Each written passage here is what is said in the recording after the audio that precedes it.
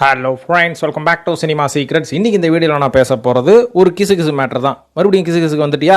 கொஞ்ச நாளைக்கு முன்னாடி தான் போட்ட வீடியோவில் எல்லாத்தையும் தத்துவம் பேசினேன், அதுக்கப்புறம் நாட்டோட முன்னேற்றத்தை பற்றி பேசினேன், நாட்டில் நடக்கும் அவலத்தை பற்றி பேசினேன். மறுபடியும் உன்னோட டாப்பிக்கு வந்துட்டியா அப்படின்ற மாதிரி கேட்குறவங்களுக்கு நான் சொல்கிற பதில் என்னன்னு பார்த்தீங்கன்னா, கிசு அப்படின்றது நீங்கள் நினைக்கிற அளவுக்கு கேவலமான ஒரு விஷயமே கிடையாதுங்க. ரொம்ப முக்கியமான விஷயம்.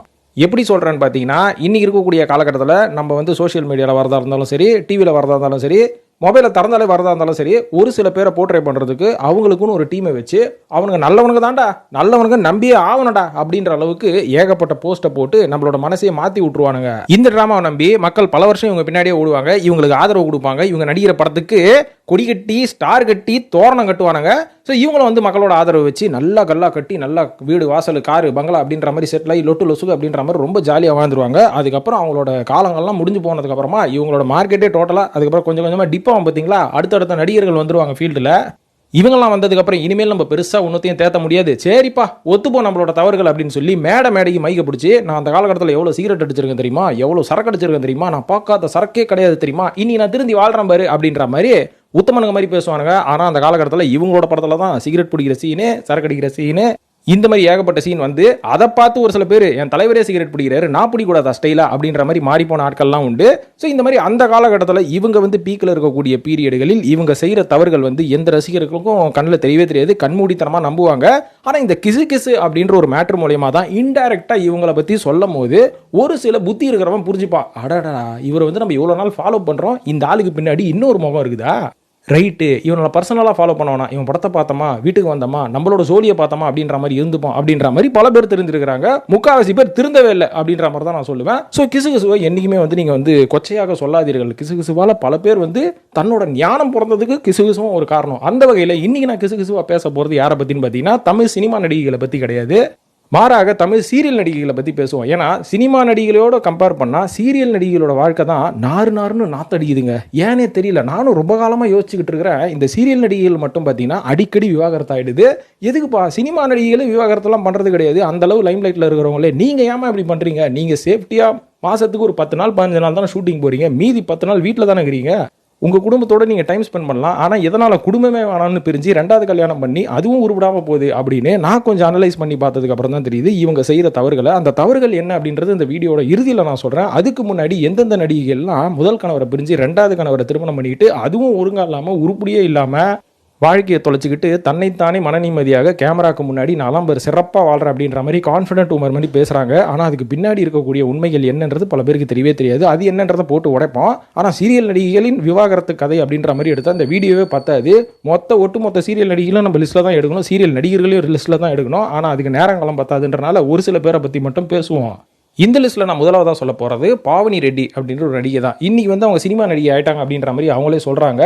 ஏன்னா அவங்களோட கணவரான அமீர் அவர்கள் இப்போ ஒரு படத்தை டைரக்ட் பண்ண போகிறாராம். அந்த படத்தில் வந்து இவங்க தான் கதாநாயகியாக நடிக்க போகிறாங்களா. ஸோ அந்த மாதிரியான ஒரு விஷயங்கள்லாம் அசம்பாவிதங்கள்லாம் வெளில போயிட்டு இருக்குது. அதை பற்றிலாம் நம்ம பேச வேணாம், அந்த படத்தை நம்மளே ப்ரொமோட் பண்ண வேணாம். ஆனால் அது பதிலாக பாவனி ரெட்டி யார் அப்படின்ற மாதிரி பார்த்தீங்கன்னா, ஒரு காலகட்டத்தில் விஜய் டிவியில் சின்ன தம்பி அப்படின்ற ஒரு சீரியல் மற்றும் சன் டிவியில் இஎம்ஐ அப்படின்ற ஒரு சீரியல், இந்த மாதிரி சீரியல்களில் ஒரு கேரக்டர் ரோலாக பண்ணிட்டு இருக்கும் போது 2013வது வருஷம் பிரதீப் அப்படின்றவரை காதலித்து இவங்க திருமணம் பண்ணாங்க. அதுக்கப்புறம் கொஞ்சம் காலம் 2 பேரும் சேர்ந்து வாழ்ந்ததுக்கு அப்புறமா கருத்து வேறுபாடு காரணமாக இவங்க 2 பேரும் பிரிஞ்சுட்டாங்க.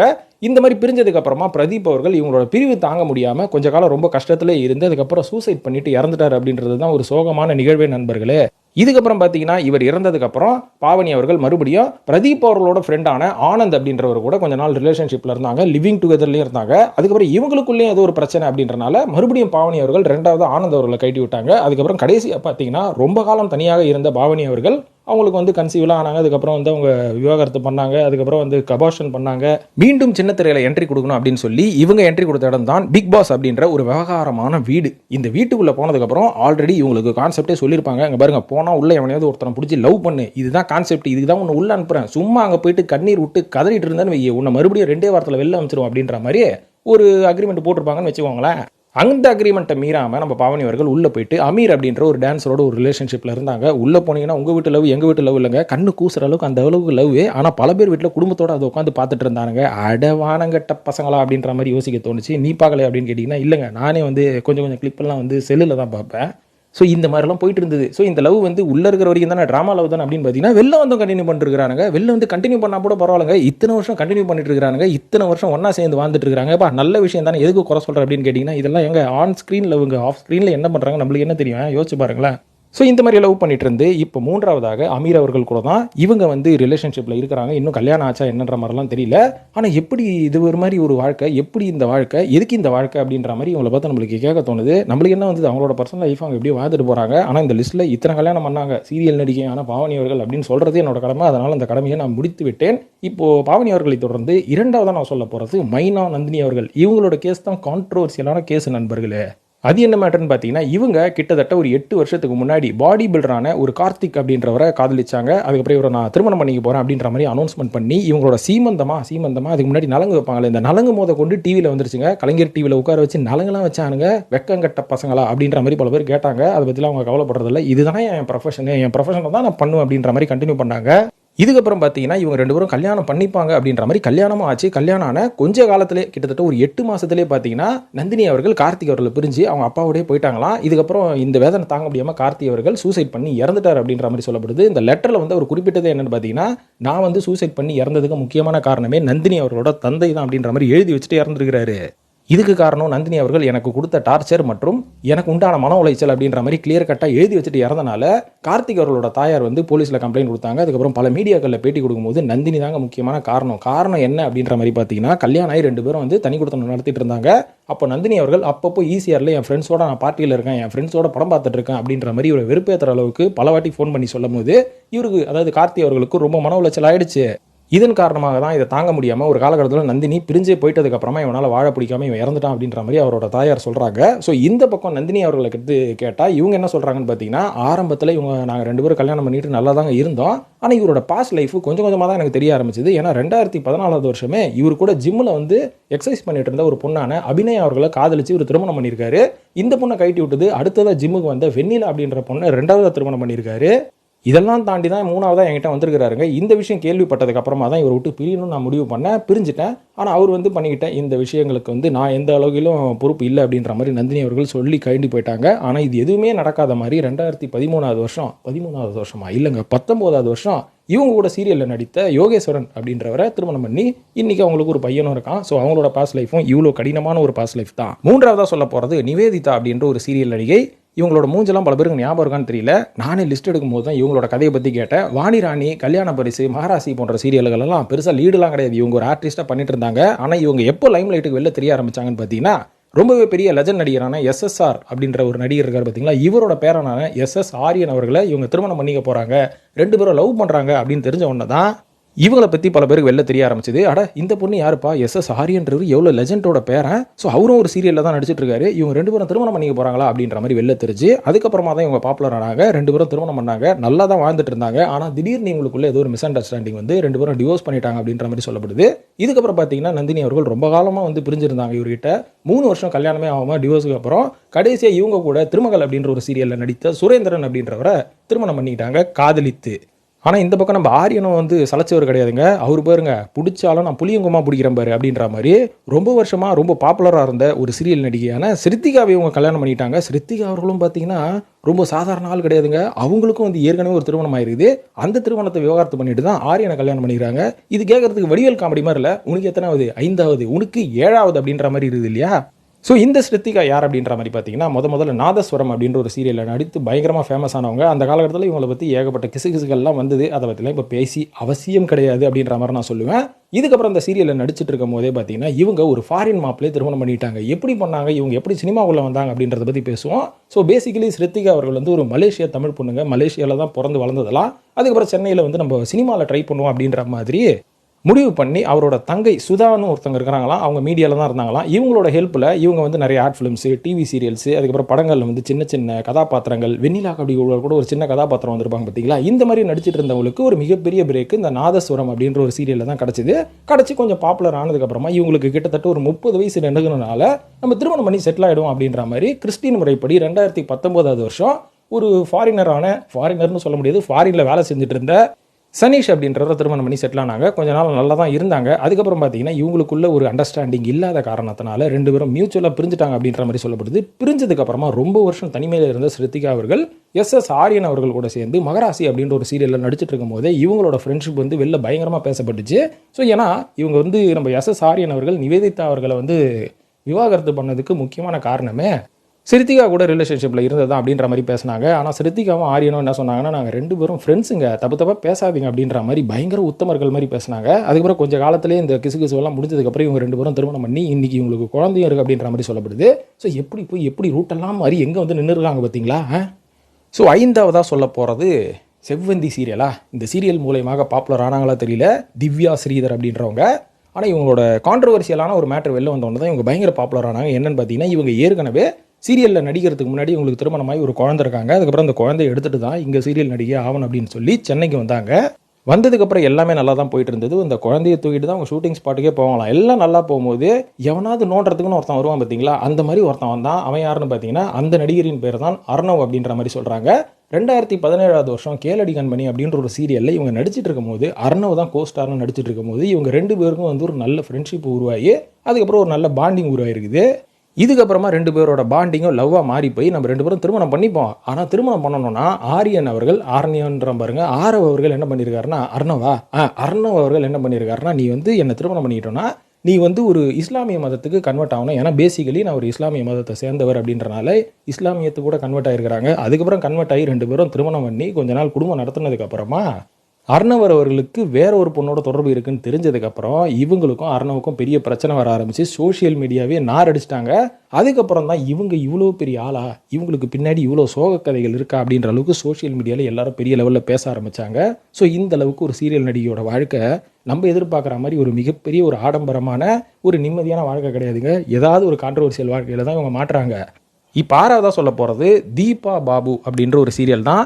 அப்பப்போ ஒரு சில சீரியலில் இவங்களை நீங்கள் பார்த்துருப்பீங்க, கொஞ்சம் பரிச்சயமான முகம் தான். ஸோ இவங்களும் பார்த்தீங்கன்னா இவங்களுக்கு 15 வயசில் ஒரு மிகப்பெரிய ஒரு பையன் இருக்கான், ஸ்கூல் படிக்கிற ஒரு பையன் தான். இருந்தாலும் 2வது திருமணம் ஒரு ப்ரொடக்ஷன் எக்ஸிக்யூட்டிவ் மற்றும் பாகியலட்சுமி அப்படின்ற ஒரு சீரியல் இயக்குனரான கணேஷ் அவர்களை இவங்க 2வதாக திருமணம் பண்ணிட்டாங்க.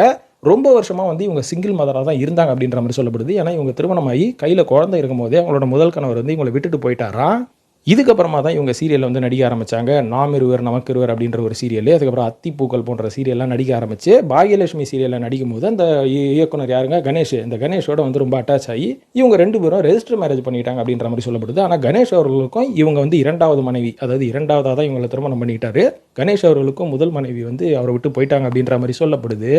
ஆனால் கணேஷோட வீட்டில் இவங்களோட திருமணத்துக்கு ஒத்துக்கவே இல்லையா. கணேஷ் அவர்களோட வீட்டில் ஒத்துக்கலனா கூட தீபா அவர்களை அடிக்கடி வந்து த்ரெட்டனிங் பண்ணுவாங்களாம், மிரட்டுவாங்களாம் அவங்களோட ஃபேமிலியிலேருந்து. அது மட்டும் இல்லாமல் கணேஷ் அவர்களோட தம்பி வந்து தீபா அவர்களுக்கு பாலியல் தொந்தரவுலாம் கொடுப்பாராம். ஸோ இந்த அளவுக்கு வந்து மிகப்பெரிய பிரச்சனையாயிட்டு இருக்கு. ஒரு காலகட்டத்தில் தீபா அவர்கள் 2வதாக வந்து ப்ரெக்னென்ட் ஆனதுக்கப்புறமா விட்டமின் டேப்லெட் கொடுக்குறேன்னு சொல்லி அவங்களோட கருகலைப்புக்கு ஏதோ மாத்திரை கொடுத்தாரு அப்படின்ற மாதிரி தீபா அவர்கள் போலீஸில் போய் கம்ப்ளைண்ட் கொடுத்து கோர்ட்லலாம் வந்து ஒரு கம்ப்ளைண்ட்டை கொடுத்தாங்க. ஆனால் அது எந்த தீர்வும் கிடைக்காம இன்னி வரையும் தனிமையாக தான் இருக்காங்க அப்படின்ற மாதிரி சொல்லப்படுது. இப்போ 7வதா 8வதா சொல்கிறேன் பாருங்கள், மிகப்பெரிய ட்விஸ்ட் கதை. இந்த கதை மாதிரி நீங்கள் கேள்விப்பட்டிருக்கவே மாட்டீங்க. இப்படி ஒரு கதையை வந்து நீங்கள் படமாக கூட எடுக்கலாம். அது என்ன கதைன்னு பார்த்தீங்கன்னா, மகாலட்சுமி, அதுக்கப்புறம் இந்த பக்கம் மகாலட்சுமி அவர்களோட கணவர், அதுக்கப்புறம் அப்படியே பார்த்தீங்கன்னா சீரியல் நடிகர் ஈஸ்வர், அவரோட மனைவியான ஜெயஸ்ரீ, அதுக்கப்புறம் மகாலட்சுமி அவர்களோட 2வது கணவரான லிப்ரா புரொடக்ஷன் ரவீந்தர், இவங்க 5 பேருக்குள்ளேயும் ஒரு பயங்கரமான ஒரு ஸ்டோரி ஒன்று போயிட்டு இருக்குது எக்ஸாகன் வடிவில். அது என்ன மேட்டர் அப்படின்றத முதல்ல வந்து பார்ப்போம். மகாலட்சுமி அவர்கள் எனக்கு தெரிஞ்சு நான் அவங்கள ஒரு சில சீரியலில் வந்து நான் பார்த்துருக்கேன். அப்போ பார்க்கும்போது கொஞ்சம் பர்சனலாக அவங்களோட மூவ் ஆகிற ஒரு விஷயங்கள், அதாவது விஷயங்கள்னும் போது ஒரு சில ஆப்பர்ச்சுனிட்டிஸ் கிடச்சிது. ரொம்ப பர்சனலில் நீங்கள் நினைக்கிற மாதிரிலாம் இல்லை, கொஞ்சம் பேசுகிற அளவுக்கு அவங்களுக்குள்ளே என்ன நடக்குதுன்னு தெரிஞ்சுக்கிற அளவுக்கு எனக்கு ஒரு மூமெண்ட் கிடச்சிது. ஸோ அதை வச்சு நான் அப்சர்வ் பண்ணது என்னென்னு பார்த்தீங்கன்னா, மகாலட்சுமி அவர்கள் அந்த சீரியலில் நடிச்சிட்டு இருக்கும் போது அவங்களோட முதல் கணவரோட தான் இருந்தாங்க. ரொம்ப நல்லா தான் இருப்பாங்க. அவுடி கார்லாம் வச்சுருப்பாங்க. கணவர் கிஃப்ட் பண்ணாருன்னு சொல்லுவாங்க. அவங்க கணவர் என்ன அவ்வளோ பெரிய பிஸ்னஸ் மேனான்னு நான் விசாரித்தேன். இல்லை, ஒரு ஐடி கம்பெனியில் கிட்டத்தட்ட ஒரு 1,50,000 ரூபா சம்பளம் வாங்குறவர். ஆனால் அவரோட மனைவி அவருக்கு ரொம்ப பிடிக்கும் அப்படின்றனால அவங்க கேட்குறதெல்லாம் வாங்கி கொடுத்து தங்கத்தட்டில் தாங்குற அளவுக்கு தாங்குவார். ஒரு பையன் கூட இருக்கிறான் அப்படின்ற மாதிரி சொல்லுவாங்க. ஆனால் இருந்தாலும் அந்த சீரியலில் அவங்க வேற ஒரு சீரியல் நடிகரோட ரொம்ப ஃப்ரெண்ட்ஷிப்பாக பாண்டிங்காக இருந்ததை நான் பார்த்துருக்குறேன். இது வந்து பார்க்கும்போது எனக்கே ஒரு டவுட்டு, தப்பாக இருக்குதே, ஏதோ சரியில்லையே, கருப்பு காயின் பின்னாடி செவப்பு காயின் போதா, செவப்பு காயின் பின்னாடி கருப்பு காயின் போதா அப்படின்ற மாதிரி நான் பார்த்துட்டு இருந்தேன். சரி விடு, நம்ம எதுக்கு கெட்டதாகவே யோசிக்கணும், நம்ம கெட்டதாகவே யோசிக்கிறோன்ற மாதிரி தான் பல பேர் சொல்கிறாங்களேன்னு சொல்லி விட்டுட்டேன். அதுக்கப்புறம் அதிலிருந்து நான் வெளில வந்ததுக்கப்புறம் ஒரு சில மாதங்களில் இந்த ஒரு பிரச்சனை பூதாகரமாக சோஷியல் மீடியாவில் வெடியுது. என்ன மேட்ரு அப்படின்னு பார்த்தீங்கன்னா, மகாலட்சுமி அவர்களும் அந்த சீரியல் நடிகரான ஈஸ்வர் அவர்களும் 2 பேரும் ரிலேஷன்ஷிப்பில் இருக்காங்கன்னு சொல்லி நான் சொல்லலைங்க. நம்ம ஈஸ்வர் அவரோட 2வது மனைவி ஜெயஸ்ரீ அப்படின்ற சீரியல் நடிகை அவங்க வந்து இவரோட லிவ் இன் ரிலேஷன்ஷிப்பில் இருந்திருக்காங்க. அவங்க வந்து ஒரு குற்றச்சாட்டு வைக்கிறாங்க. என்னன்னா மகாலட்சுமி ஈஸ்வரும் ஒரு சீரியலில் நடிச்சிட்டு இருந்தாங்க. அதுக்கப்புறம் 2 பேரும் பார்த்தீங்கன்னா நைட்டான வீடியோ கால் பேசுறது, தினமும் என்னை வச்சுக்கிட்டு 1 மணி நேரம் கால் பேசுறது, குடின்னு குடிக்கிறது அப்படின்ற மாதிரி ஈஸ்வர் மேலே ஏகப்பட்ட குற்றச்சாட்டை வச்சாங்க. ஆனால் ஈஸ்வர் அவர்களும் அதை வந்து மறுத்துக்கிட்டே இருந்தார். மகாலட்சுமி அவங்களும் மறுத்துக்கிட்டே இருந்தாங்க. ஆனால் இவங்களுக்குள்ள ஒரு குண்டை தூக்கி போகிறதுக்கு மகாலட்சுமி அவர்களோட கணவர் பேர் என்னன்னு சொல்ல நான் விரும்பலை. அவர் வந்து ஒரு ப்ரெஸ் மீட் கொடுத்தாரு. அந்த ப்ரெஸ் மீட்டில் என்ன சொன்னார், மகாலட்சுமி நானும் கிட்டத்தட்ட 6 மாதமாக பிரிஞ்சிருக்கோம். என்னோட பையனை கூட வந்து மகாலட்சுமி பார்க்கவே இல்லை. எங்களுக்குள்ள என்னதான் பிரச்சனைன்னு எனக்கு இன்னி வரைக்கும் தெரியல. என்னை கேட்டால் ஊரெல்லாம் என்ன சொல்கிறாங்க மகாலட்சுமின்னு பார்த்தீங்கன்னா நான் வந்து ஒரு மணி மைண்டட்னு சொல்கிறாங்க. ஆனால் மணி மைண்டடாக இருக்கிறவன் இவ்வளோ செய்வான் அவர் பொண்டாட்டிக்கு அப்படின்னு நீங்கள் யோசிங்கன்னு அவர் மீடியா முன்னாடி வந்து ரொம்ப கதற ஆரம்பித்தார். ரொம்ப நியாயமான ஒரு கோரிக்கை தான். ஆனால் அது வந்து ஃபுல்ஃபில் ஆச்சா அப்படின்றது நம்மளுக்கு தெரியவே இல்லை. ஸோ இவரோட குற்றச்சாட்டையும் இப்படி எடுத்து பார்க்கும்போது நம்ம புரிஞ்சிக்க வேண்டியது என்னன்னு பார்த்தீங்கன்னா, கணவர் வந்து நல்லா தான் கவனிச்சிட்டு இருக்காரு. ஆனால் ஈஸ்வர் அவர்கள் கொஞ்சம் கொக்கி போட்டு அப்படியே அசால்ட்டாக தூக்கிட்டாரு அப்படின்ற மாதிரி சொல்லப்படுது. ஸோ தூக்குனதுக்கு அப்புறமா இங்கே பிரச்சனை எங்கன்னு பார்த்தீங்கன்னா மகாலட்சுமிக்கும் ஈஸ்வர் அவர்களின் 2வது மனைவியான ஜெயஸ்ரீ அவர்களுக்கும் தான். ஆனால் இது எப்படி மகாலட்சுமி கோத்தாங்க அப்படின்ற மாதிரி பார்த்தீங்கன்னா, என்னோட முதல் கணவரை நான் பிரிஞ்சு வந்ததுக்கு முக்கியமான காரணமே ஜெயஸ்ரீக்கும் என்னோட முதல் கணவருக்கும் ஒரு ரிலேஷன்ஷிப் இருந்தது தெரிஞ்சதுக்கு அப்புறமா தான் இவங்களை பழி வாங்குறதுக்கு நான் அவரை விட்டு வந்தேன். ஜெயஸ்ரீயை பழி வாங்குறதுக்கு ஈஸ்வர் விட்டு வந்து இப்போ நாங்கள் 2 பேரும் கோத்து ரிலேஷன்ஷிப்பில் இருக்கோம் அப்படின்ற மாதிரி ஒரு ட்விஸ்ட் ஒன்று அடிச்சாங்க பாருங்க. இதை கேட்டு நம்மளோட மண்டையை சேமியா உப்புமா மாதிரியும் இடியாப்பா மாதிரியும் குழம்பி போயிடுச்சுங்க. சரி, இது கொஞ்ச நாள் சோஷியல் மீடியாவில் ஒரு மாதம் ஓடிட்டு இருந்தது. அந்த காலகட்டத்தில் அரசியலில் என்னென்ன நடக்குதோ எல்லாத்தையும் மக்கள் மறந்து இதை மட்டுமே தான் கேட்டுட்டு இருந்தாங்க. அதுக்கப்புறம் எல்லாம் சுமூகமானதுக்கப்புறம் ஒரு சில மாதங்களுக்கு பிறகு மறுபடியும் மகாலட்சுமி அவர்கள் ஒரு உண்டு தூக்கி போட்டாங்க. என்னன்னு பார்த்தீங்கன்னா, அவங்க வந்து லிப்ரா ப்ரொடக்ஷன் ஓனரான ரவீந்திரன் அவர்களை 2வதாக திருமணம் பண்ணிட்டாங்க அப்படின்ற மாதிரி சொன்ன உடனே எல்லாருக்கும் ஷாக்கு. எப்பா எங்கேயோ வந்து நின்றுக்கிற நீ. ஸோ இதுக்கு பின்னணியில் என்ன காரணம் அப்படின்னு சொல்லி ஏகப்பட்ட பேர் அவங்களோட சைட்லேருந்து கருத்தை சொல்லிட்டு இருந்தாங்க. ஆனால் என் சைட்லேருந்து நான் என்ன சொல்கிறேன்னா, எனக்கு இது தேவையில்லாத விஷயம் அப்படின்ற மாதிரி அந்த டாபிக் அதோட மூடிட்டேன். இந்த டாப்பிக்குள்ளே இவங்களை கொண்டு வரணும், அப்போ தான் ஃபுல்ஃபில் ஆகும் அந்த டாபிக்னு சொல்கிறனால இவங்களோட விஷயத்தை எடுத்துகிட்டு வந்து பேசிட்டேன் நண்பர்களே. சரி போதும், இதுக்கு மேலே லிஸ்ட்டை நிறுத்திப்போம். இதுக்கு மேலே பேசினா நம்ம எல்லாரையும் இழுத்துன்னு தான் இருக்கணும். இதுக்கு முக்கியமான காரணம் என்ன அப்படின்னு எனக்கு தெரிஞ்ச வரைக்கும் நான் ஒரு சில விஷயங்களை இப்போ ஷேர் பண்ணேன். அதுக்கு எனக்கு தெரிஞ்ச வரைக்கும் முதல் காரணம், முக்கியமான காரணம் என்னன்னு பார்த்தீங்கன்னா, சின்னத்திரை என்பது வெள்ளித்திரை அல்ல. சின்னத்திரை என்பது சின்னத்திரை தான், வெள்ளித்திரை என்பது வெள்ளித்திரை தான். ஸோ இங்கே வந்து பிரச்சனையே எங்கே ஆரம்பிக்குதுன்னா, இந்த சின்னத்திரை நடிகெல்லாம் தாங்க வந்து ஒரு வெள்ளித்திரை நடிகையாக வந்து அவங்கள வந்து அவங்களே ரெடி பண்ணிக்கிட்டு அந்த மாதிரி நம்ம வந்து பிரதிபலிக்கணும், வெளில ஆடியன்ஸ் முன்னாடி நம்ம வந்து ஒரு சினிமா ஆர்டிஸ்ட் மாதிரி காமிச்சிக்கணும்னு சொல்லி அவங்க வந்து ஏகப்பட்ட செலவுகளை செய்கிறது தான். அவங்க வந்து சம்பாதிக்கும் போதே இன்வெஸ்ட் பண்ணி ஒரு நல்லா செட்டில் ஆகணும் அப்படின்ற ஒரு மைண்ட் செட்டு இன்றைக்கி இருக்கக்கூடிய பல சீரியல் நடிகைகளுக்கு கிடையாது. இருந்தாலும் பழைய சீரியல் நடிகைகளோட கம்பேர் பண்ணால் இன்றைக்கி இருக்கிற சீரியல் நடிகைகளுக்கு மோட் ஆஃப் இன்கம் ஏகப்பட்டது இருக்குது. அவங்க வந்து பல வகையில் இன்றைக்கி சம்பாதிக்கலாம். இன்ஸ்டாகிராம் மூலயமா சம்பாதிக்கலாம், அவங்க ப்ரமோஷனல் ஆக்டிவிட்டி மூலயமா சம்பாதிக்கலாம், ஷோரூம் ஓப்பனிங் மூலயமா சம்பாதிக்கலாம், சீரியலில் நடித்து சம்பாதிக்கலாம், இல்லை நிறைய இடத்துக்கு போய் சீஃப் கெஸ்ட்டாக போனாலே 1 மணி நேரத்துக்கு 1 லட்சம் கொடுக்கறதுக்குலாம் ஆள் இருக்கிறானுங்க. அப்படி கூட சம்பாதிக்கலாம். ஆனால் இவங்க சம்பாதிக்கிறத விட இவங்க செலவுகளை வந்து இவங்க அதிகப்படுத்திட்டனால தான் இன்றைக்கி வந்து அவங்க கஷ்டப்படுறாங்க. ஆனால் பழைய சீரியல் நடிகர்கள்லாம் கொஞ்சம் காசு வந்தாலுமே அதை எப்படி சேஃப்டி பண்ணி எப்படி இன்வெஸ்ட் பண்ணி அந்த இன்வெஸ்ட்மெண்ட்லேருந்து நம்ம எப்படி நல்லா வாழணும் அப்படின்னு நல்லா தெரிஞ்சு வச்சுக்கிட்டனால தான் பழைய சீரியல் நடிகர்கள் எல்லாருமே எனக்கு தெரிஞ்சு நல்லா செட்டில் ஆகிட்டாங்க. உதாரணத்துக்கு நம்ம சேத்தன் மற்றும் திவ்யதர்ஷினியா, தேவதர்ஷினியா இவங்கெல்லாம் வந்து பார்த்திங்கன்னா நல்லா ஃபேமிலியோட செட்டில் ஆகிட்டாங்க. ஆனால் இன்றைக்கி இருக்கக்கூடிய 2000 கிட்ஸான இந்த சீரியல் நடிகர்கள்லாம் ஏன் சரியாகவே செட்டில் ஆகாமல் இவ்வளோ கான்ட்ரவர்சியில் இருக்காங்க அப்படின்றதுக்கு முக்கியமான காரணமே இவங்களோட லைஃப் ஸ்டைல் தான் அப்படின்ற மாதிரி சொல்லுவேன். இந்த மாதிரியான ரொம்ப எக்ஸ்பென்சிவான லேவிஷான லைஃப் ஸ்டைல் வாழ்றனால தான் இவங்களுக்கு ஒரு காலகட்டத்துக்கு மேலே போதிய காசு இருக்க மாட்டேங்குது. இவங்களோட லேவிஷ் லைஃப் ஸ்டைல் இவங்களுக்கு ஒரு பழக்கமாகவே ஆனதுனால இவங்களோட செலவு பண்ணும் அந்த ஒரு பழக்கத்தை இவங்களோட கண்ட்ரோலே பண்ண முடியல. நல்ல பீக்கில் இருக்கும் போது எல்லா காசும் வருது. ஆனால் நம்மளோட அழகும் நம்மளோட ஃபேமும் நம்ம கூட இருக்கிற வரைக்கும் தான் காசு வரும் அப்படின்றத இவங்க என்றைக்குமே புரிஞ்சிக்காமல் லைஃப் லாங் நம்மளுக்கு காசு கொட்டுன்னு கொட்டிக்கிட்டு இருக்கோம். அதனால் நம்ம எதை பற்றியும் கவலைப்பட தேவையில்லை. நம்ம வந்து இன்றைக்கி ஆடி வாங்குகிறோம், இன்றைக்கி நம்ம வந்து ஒரு 1.5 லட்ச ரூபா கொடுத்து ஐஃபோன் வாங்குகிறோம், பெரிய லக்ஸரி அப்பார்ட்மெண்ட்டில் 30,000-40,000க்கு ரெண்ட் இருக்கிறோம், நல்ல இஎம்ஐ கட்டி ஒரு பெரிய அப்பார்ட்மெண்ட் 3 கோடி ரூபாய்க்கு வாங்குகிறோம். நல்லது தான், நம்மள காசு கொட்டுதில்லை, அதை வச்சு நம்ம இஎம்ஐயாக கட்டுவோன்னு இவங்க எல்லாம் அந்த மாதிரி லாவிஷாக வாழும்போது ஒரு டைமில் இவங்களுக்கு ஒரு லாக் ஏற்படும். பார்த்தீங்களா, நம்மளுக்கு சீரியலோட டேட்ஸ் வந்து ரொம்ப கம்மியாகுது, நம்மளுக்கு வெளில வர ப்ரமோஷனல் கம்மியாகுது, நம்மளுக்கு வருமானம் கம்மியாகுது அப்படின்னு சொல்லும் போது இவங்க எல்லாருமே இந்த திங்ஸை வந்து இஎம்ஐயில் தான் வாங்குவாங்க. இஎம்ஐ கட்ட முடியாத காரணத்தினால நம்மளால் சீரியலில் தான் எதுவும் பண்ண முடியல.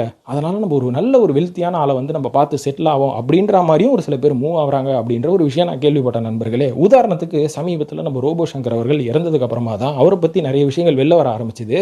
அதில் ரொம்ப ஷாக்கிங்கான விஷயம் என்னென்னு பார்த்தீங்கன்னா, ரோபோ சங்கர் அவர்கள்கிட்ட போதிய பணம் இல்லாதனால அவர் நிறைய கஷ்டப்பட்டார் கடைசி காலத்தில் அப்படின்ற மாதிரி சொன்னாங்க. ஏன்னா அவரோட ட்ரீட்மெண்ட்டுக்கு காசு எல்லாத்தையும் செலவு பண்ணதுக்கப்புறமா அவரோட வீடு இஎம்ஐ, அவரோட கார் இஎம்ஐ, அவரோட ஃபோன் முத கொண்டு இஎம்ஐ கட்டிட்டு இருக்காங்க. அந்த இஎம்ஐ கட்டுறதுக்காகவே அவர் ஒரு வாட்டி கொஞ்சம் ட்ரீட்மெண்ட்லாம் எடுத்து நல்லா வரல வந்தார் பார்த்தீங்களா. அதுக்கப்புறமா நம்ம நிறைய நிகழ்ச்சிகள் அவரை பார்த்தோம். ஸோ உடல்நிலை சரியில்லாத காரணத்தினால கூட அவர் நிறைய நிகழ்ச்சிக்கு பங்கேற்கும் போது நிறைய பேர் கேட்கும் போது அவர் என்ன சொல்லியிருக்காருன்னு பார்த்தீங்கன்னா, எனக்கு ஏகப்பட்ட கடன் இருக்குங்க, அந்த கடனை அடைக்கிறதுக்கு நான் வந்தால் தானே, வீட்டில் உட்கார்ந்தா காசு தருவாங்களா அப்படின்ற மாதிரி ரொம்ப உருக்கமாக பேசியிருக்கார் ரோபோ சங்கர் அவர்கள். ஸோ ரோபோ சங்கர் மாதிரி ஒரு மூத்த நடிகர்களுக்கே ஒரு சின்னத்திரை நடிகர் தான் அவரும் நம்ம ஒரு சினிமா நடிகர் அப்படின்ற மாதிரி ஏற்றுக்க முடியாது. ஒரு சில படங்கள் தான் பண்ணியிருக்காரு. ஆனால் நிறைய ஒரு சின்னத்திரை மற்றும் சீரியல் இதையும் தாண்டி இந்த ரியாலிட்டி ஷோஸில் தான் ஆக்டிவாக இருப்பார். ஸோ இந்த மாதிரி சம்பாதிச்சு இவ்வளோ எக்ஸ்பீரியன்ஸ் இருக்கிற ஒரு நடிகரை இந்த மாதிரி லாவிஷ் லைஃப் ஸ்டைல் ட்ராப்பில் மாட்டிக்கிட்டு கஷ்டப்படுறத நம்ம பார்த்துட்ருக்கோம். ஸோ ஒரு நடிகை அப்படின்னும் போது அவங்க எவ்வளோ செலவு பண்ணிக்க வேண்டியது இருக்கும். ஸோ சித்ரான்னு ஒரு நடிகை கொஞ்சம் நாளைக்கு முன்னாடி காலமாயிட்டாங்க. ஸோ அவங்களுக்கு பின்னாடி இந்த